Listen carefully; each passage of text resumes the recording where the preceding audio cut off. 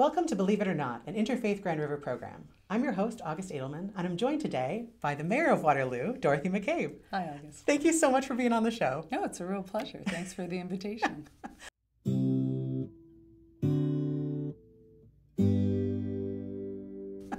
So tell me a bit about yourself. Obviously, you're the mayor, but who else are you?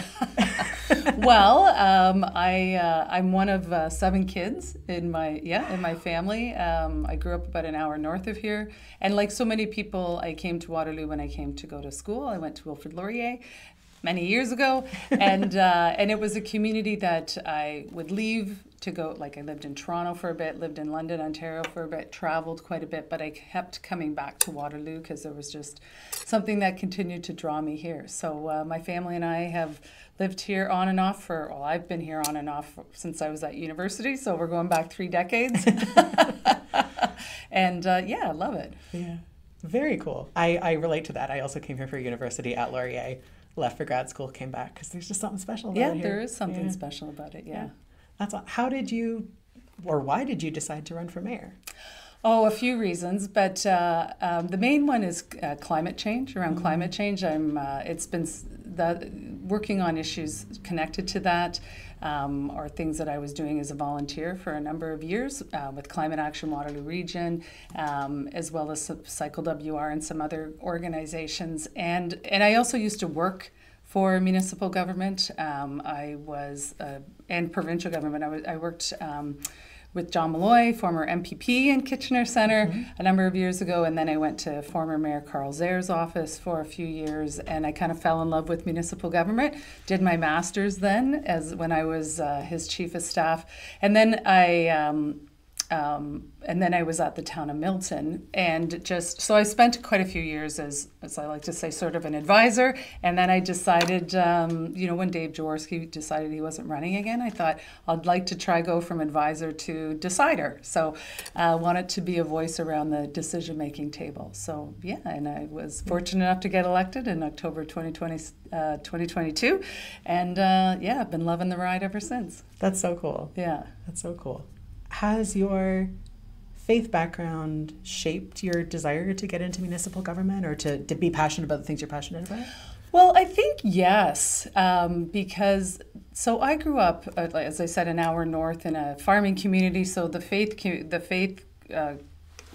church there and people who went there, there was a very strong community, of people of a variety of faith groups, but my parents certainly had a really strong connection to our local church, Sacred Heart. And so because of that and through that, I certainly learned very much from my parents that you contribute to community. Whatever your time, talent, and treasures are, you should think about, family, faith, but also contributing to your community. So I certainly saw that example from a very young child growing up, and my mother continued to volunteer until well into her later stages of life. And so I think from particularly the faith side of it, the social justice side of many faith groups, but in my case, the Catholic Church, those were some tenets that really spoke to me, again, in taking stewardship, of people, of the land, justice, equality. To be honest, those are some things that I think the Catholic Church really needs to work on. There's no question. And we'll probably talk about this a bit, but there's some aspects of it that I very much struggle with. But those were some of the grounding pieces of where I see sort of faith and politics, where there's alignment, right? Particularly around some of those social justice and equity issues. Very cool. So you mentioned the social justice piece. Is there a part of your tradition that you sort of feel like you kind of keep close to your heart? Well, the piece particularly that's close to my heart is I have a couple of uncles who were priests, and one in particular who I was very close with. He died, unfortunately, fairly young, like 62. And when you get to my age, you think that 62 is fairly young. No, but it is. Yeah, it was cancer.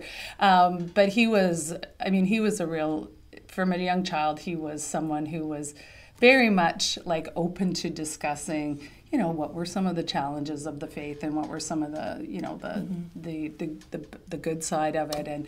And certainly he was one who very much encouraged education. My mother was as well. And so, I promised him years and years ago that I would do a master's at some point, but he just was always sort of this figure in my life that provided a lot of good advice, and was someone that, was open to having some really challenging conversations. Even as he was a priest, I often thought if more priests were kind of like him, certainly maybe there wouldn't be some of the challenges that the Catholic Church is certainly facing. I know that's a really broad statement to make, but he just really, he had that social justice piece very much in at the core of what his ministry.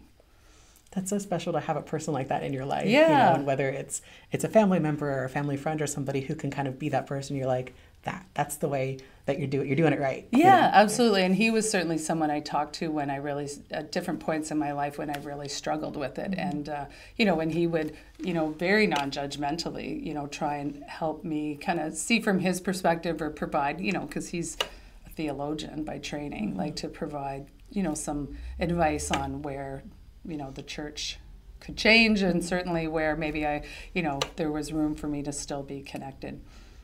That's awesome. Yeah, it was good that he was open to having those conversations, which I thought was really great. Absolutely. And made him that much more special. Yeah. I mean, with Interfaith Grand River, one of the things we are trying to do is have those conversations, like what we're doing here, or, what you're talking with your uncle, to have real conversations that can sometimes be about difficulties and things that aren't great, and but also what's special and unique, and also what's a commonality. Yeah, absolutely. Well, and nothing's perfect. No one's perfect, and so it's, if nothing else, like everything kind of continues to evolve as we continue to learn, and organizations like the city's no different. As and me as an individual, the more I learn, the more I need to we need to change and grow. Yeah, absolutely. So has there been a time when your faith has been a real challenge to you, or conversely, when your faith has helped you deal with a challenge? Right. Yeah. I mean, as I've referenced, there certainly have been a couple of times. I mean, I grew up in a house with 6 kids and my parents. My dad was a wonderful individual, but my mom really was she was quite a special person, and a really, a woman who I often thought was kind of one of those women that, she just didn't have the opportunities that women do today, right? Mm-hmm. For all kinds of societal, the reasons that we know. But she was a really strong person in my life and the life of many others. And as I said, my uncle was as well. And so the point is, and you... the point being, good. Yeah. I was raised by, I think, a pretty strong woman, and then I was one of 6 daughters. Yeah. And so I'm very, 6 daughters and 1 brother. A bit of an unusual family makeup, but, so seeing that, women can do anything, we should have as many opportunities as anyone, but then, coming face to face with, as you grew up, to go, well, why aren't there women priests, and why can't there be women priests, and why do we keep hearing no, there's not, when you look around, and I've met female rabbis and pastors in other faith groups, so it's like, seeing and reading over the years just how some of the women have been treated. I think, you could pick a sector, but certainly because we're talking about the Catholic Church, they're just not seen as equal. So that's been a real challenge for me. And that's been a reason years ago when I stepped away from my faith for a while, because I was like, I don't know how to reconcile these things, right? Where, I do, part of what I enjoyed about particularly the most recent church that I attended was St. Michael's in Waterloo. What I really like and feel when I'm there is that sense of community, and that's really grounding for me. And I really missed that when I stepped away. So then I returned, particularly when I had kids, because I wanted, to expose them to or include them in the faith journey. This is a really long answer. No, it's a great answer. And then, but then the other place where I've had challenges more recently in 2021 when the missing children and the uncovering of identification of grave sites and that at the residential schools, and I just yeah, I mean, that just hit me really hard.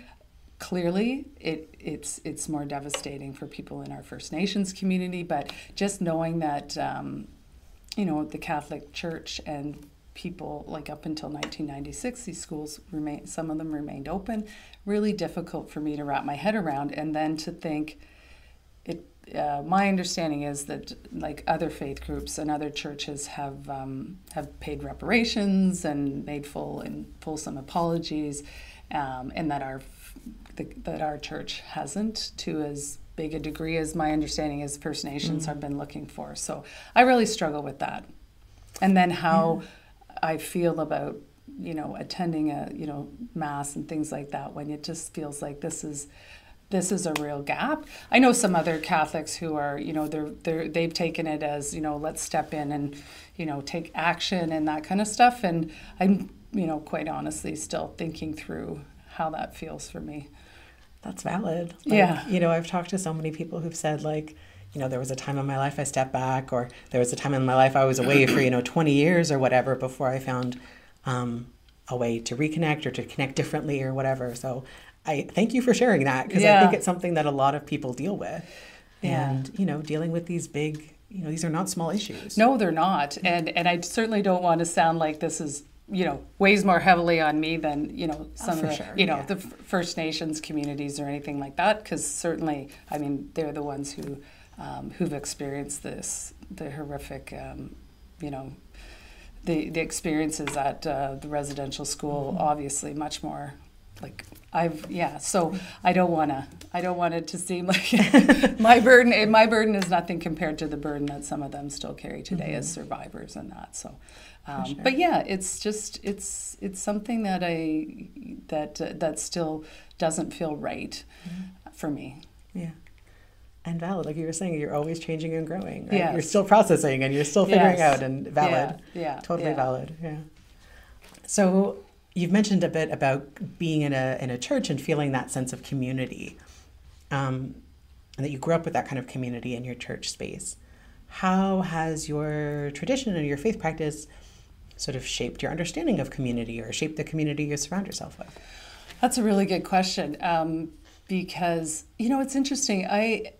From my time like working as a staff person in the MPP's office many years ago to to today, I see quite a few parallels between like the work that faith leaders do and elected officials do, and that may be kind of controversial in this day and age to say, but in terms of like stewardship and trying to bring people together to have, in some cases, difficult conversations, but also being there as a resource for people who are, who have questions, or sometimes who are struggling. Like, how do I get with rent, or like, there's a lot of things that government provides to try and support the community, obviously, right? And I see there's parallels with that, obviously, with leaders in the faith groups as well. So in some ways, I think there's a lot of parallels, as I say, between the different professions. So some of that then is why, being an elected official and working in public service is something that's always really appealed to me, because there's this sense of like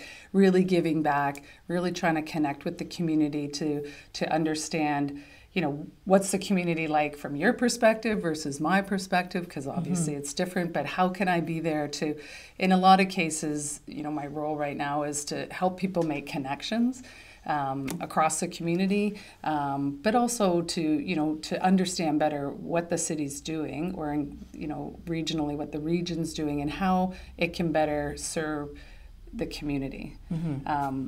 So I think, like I said, there's a lot of parallels between some of the leadership and the work that happens in any level of government, but also with faith leaders as well. I can totally see that, because I think of what we do at my synagogue, and like, I can see those parallels between trying to get people to talk and get people connected and get people coming out to stuff and being present for each other. Yes, and supporting each other as needed. And I've seen, in the year and a half that I've been the mayor, but also before that, when you bring people together and kind of connect people, like there's this genuinely, I think people want to support and help people. Like there is, there's a lot of challenges out there right now, and we know affordability and things like that is a real pressure for a lot of people. But the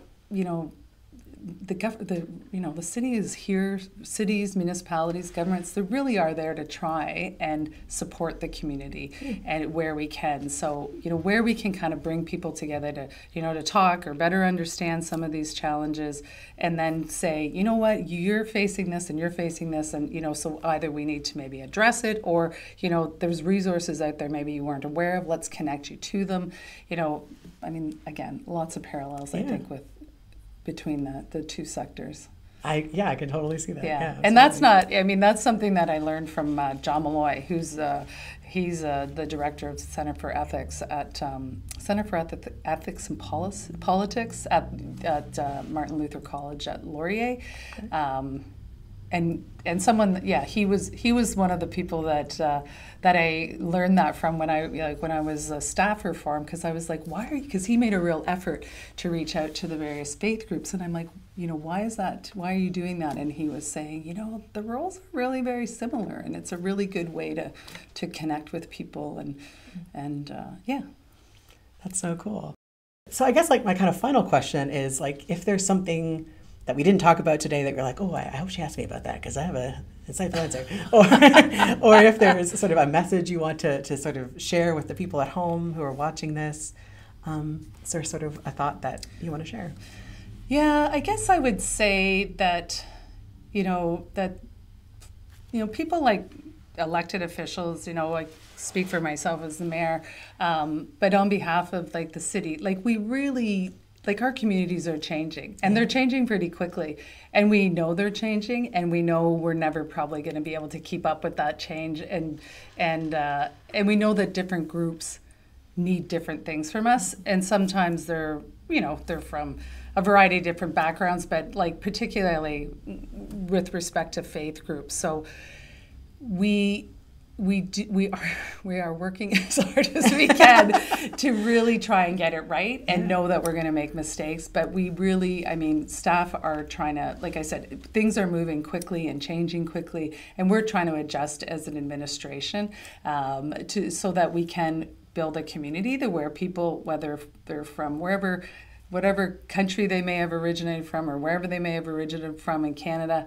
and whatever their faith background is, that they'll find a city where they feel that they belong, and that together, we can kind of, overcome some of maybe some of the barriers between some of the different faith groups, and really just provide service that makes everyone feel that they're welcome in Waterloo, and that they're going to find a community and a home where they feel that they belong. Mm-hmm. That's really, ultimately, I think, all of our goals. That's a great message. And I think, there's been so many great things like reaching out about the strategic planning and getting feedback from the community and stuff. And that's all part of it, right? Yeah. Is that you guys are trying to kind of hear our voices, and we have to also show up and share them. Yes, that's right. Yes. Citizenship is a two-way street. You have the opportunity to contribute, but in some cases, the responsibility to, right? Because, the official plan is not to go down a policy, to be too policy wonky, but the official plan, it's challenge, that is really important. That's a really important document for the city, because that's how we're going to plan our city and change the city. But from a faith perspective, that's where we need to hear. We need, that's where we have to carve out space for it, right? Mm-hmm. If you need a physical building, right? Those are really important places for faith communities to participate, because we know space is limited, land is expensive, and so those are some of the reasons why consultations across the board are really important. Because if we don't hear from people, you're just guessing. We're just guessing. Absolutely. Yeah. That's really, thank you so much for this conversation. This was really delightful. Oh, thank you. I'm so glad to have gotten to hear a bit about your backstory and about what you're doing now in local government. And well, thanks to you and the team behind Believe It or Not. That's a great title, by the way, for doing this, because it's this is another piece of the bridge building and the understanding that I think we continue to need. So thank you for doing this. Thank you, and thank you for joining us. We'll see you next time on Believe It or Not.